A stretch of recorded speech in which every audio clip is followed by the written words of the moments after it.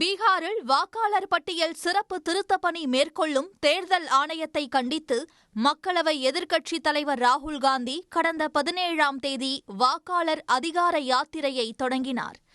India கூட்டணி கட்சி தலைவர்களின் ஆதரவோடு சாசாராம் என்ற இடத்தில் தொடங்கிய 16 நாள் யாத்திரை நேற்று ஒரு நாள் இடைவேளைக்கு பின்னர் சுபால் பகுதியில் மீண்டும் தொடங்கியது.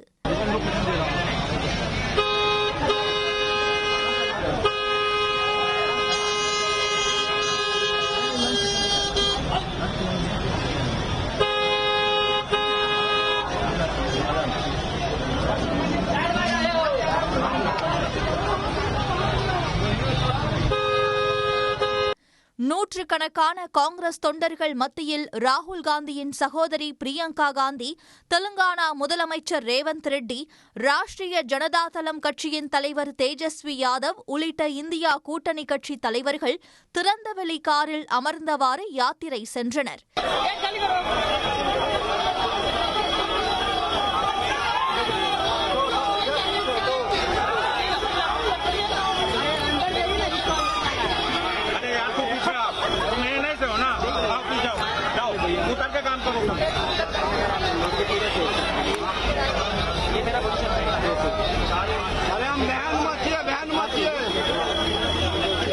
செப்டம்பர் 1ஆம் தேதியுடன் யாத்திரை நிறைவு பெற உள்ள நிலையில் மாநிலம் முழுவதும் 1300 கிலோமீட்டர் தொலைவு பயணிக்க திட்டமிடப்பட்டுள்ளது.